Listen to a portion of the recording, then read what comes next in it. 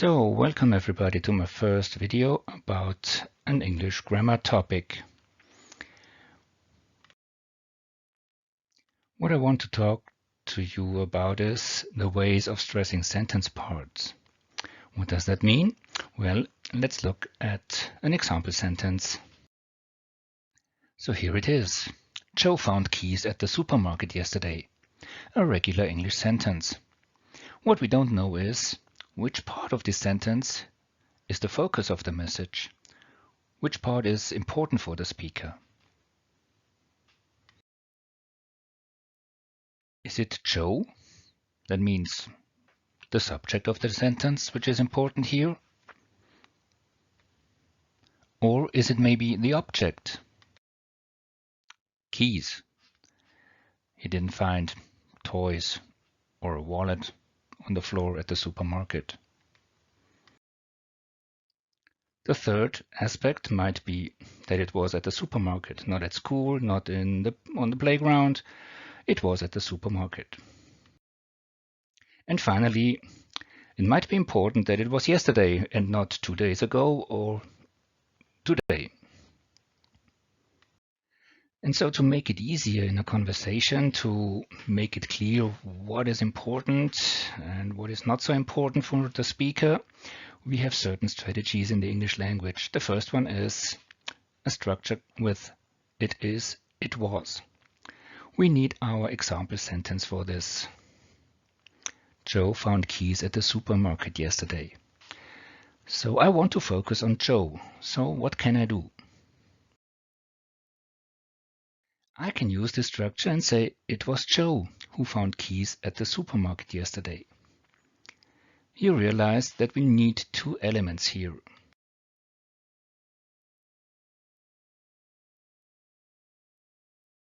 At the beginning of the sentence, we find it was, and after Joe, we find the relative pronoun who.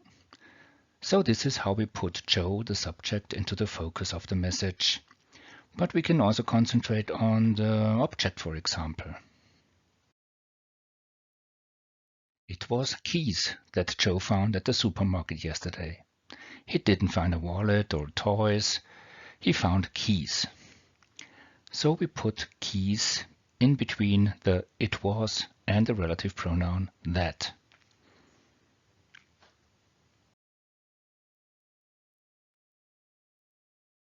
You can probably guess that we can also put the focus on the supermarket and the adverb of time yesterday. So let's see how that works. So we can say it was at the supermarket that Joe found keys yesterday. It becomes clear that it was not on the playground or at school, it was at the supermarket. And in the last example here, we put the focus on the adverb of time. It was yesterday that Joe found keys at the supermarket. Not 2 days ago or today, it was yesterday. Again, I put some color into the sentence to highlight the structure it was and that in the first and the second sentence. To finish this first part here, this first chapter of this video, I have two more examples. Joey will help us with the party preparations. Again, I want to focus on the person so that it is Joe, Joey, and not Anne or Philip. I can say, it is Joey who will help us with the party preparations. In the second sentence, I want to put the emphasis on the direct object, the police. So I can say it's the police that Polly calls. In this case, you could also say it's the police who Polly calls.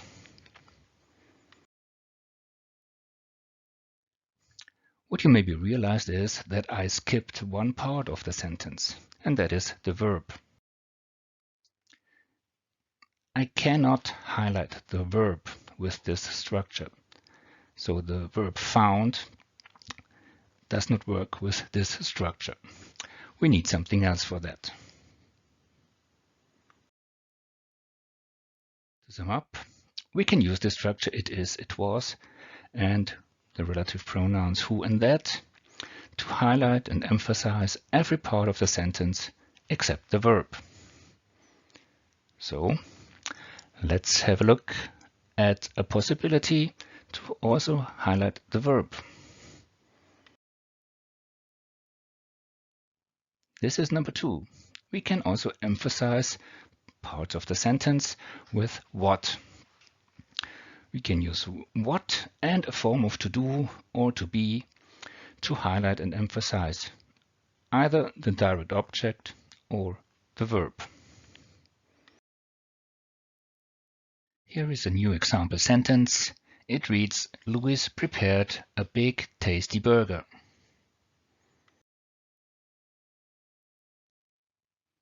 Here you have the object highlighted, a big tasty burger. And of course we can also highlight the verb.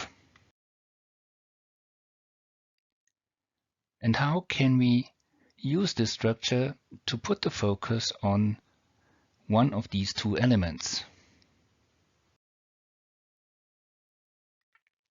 What Louis prepared was a big tasty burger. So you see the first part of the sentence with what and the form of to be, and the focus is on the last part, a big tasty burger.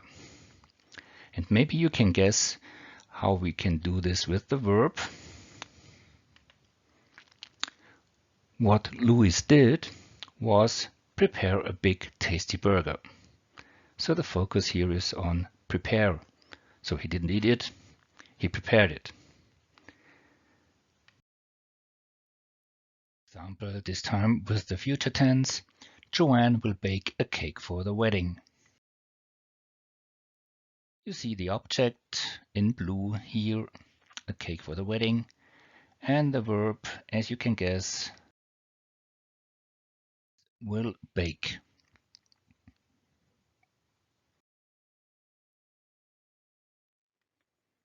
And this turns into the solution for this part here. What Joan will bake for the wedding is a cake. With focus on the verb, we can say what Joanne will do is bake a cake for the wedding. The to for the infinitive is in brackets, so that means you can leave it out. It's not necessary. These were two complex structures, more or less complex structures to put emphasis on certain sentence parts.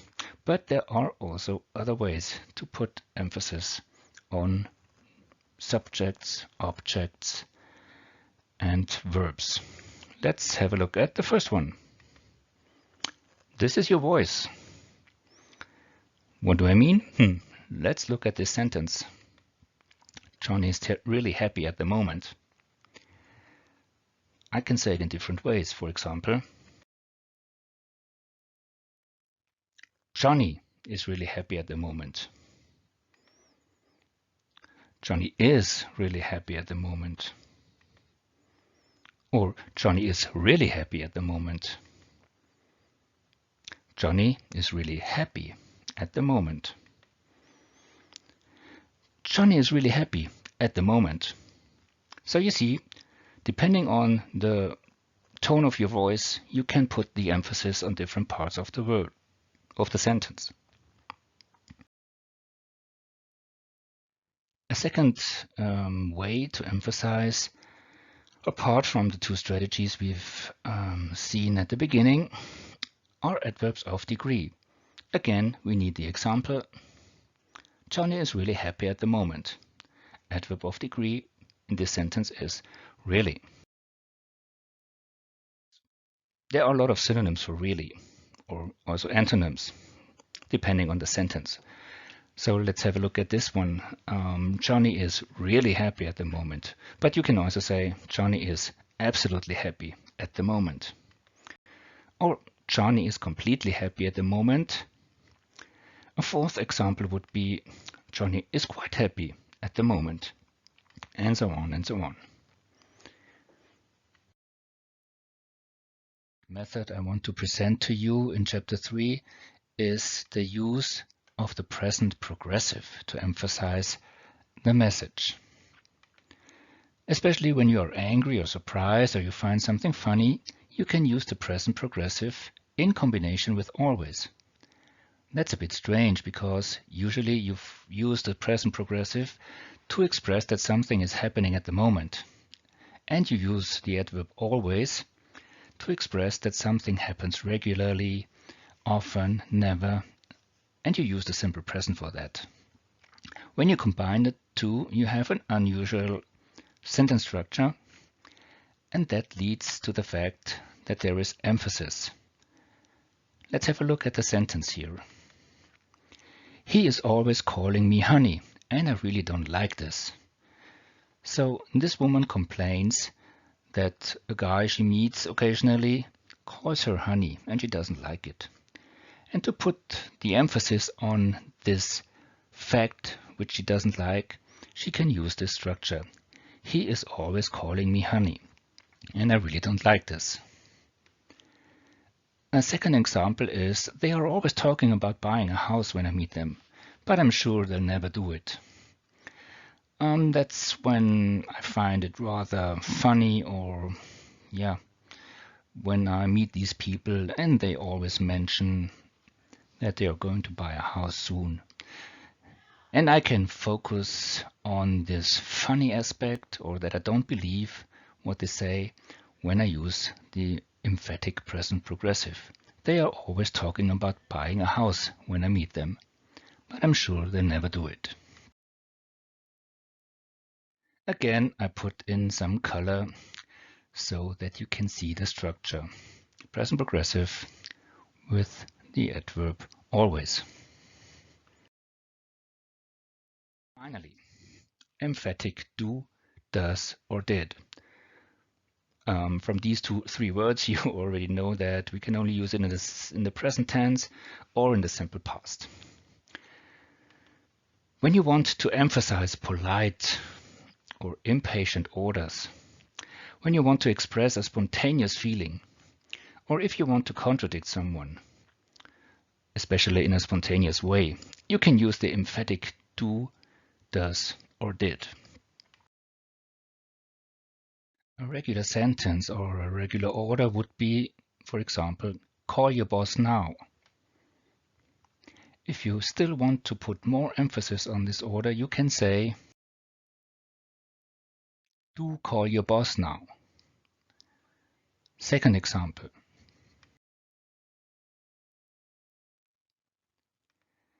Your new car looks great. If I want to emphasize that I really think this looks great, I can say, your new car does look great. Next example.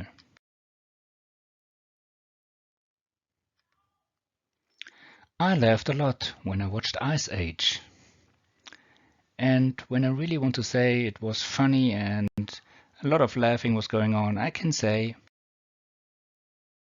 I did laugh a lot when I watched Ice Age. And finally, a last example. That's not true. I did my homework. So, for example, mom complains again that her son or daughter didn't do her homework, and the child answers, that's not true. I did do my homework. So you see, another easy way to emphasize a certain message in your sentence. So that's it, folks. A short overview of what we have talked about in the last couple of minutes. 13 minutes I see on the screen. So 3 major categories: the emphasis with it is, it was, the emphasis with what, and the 4 other ways to emphasize sentence parts. Thanks for listening. Bye bye.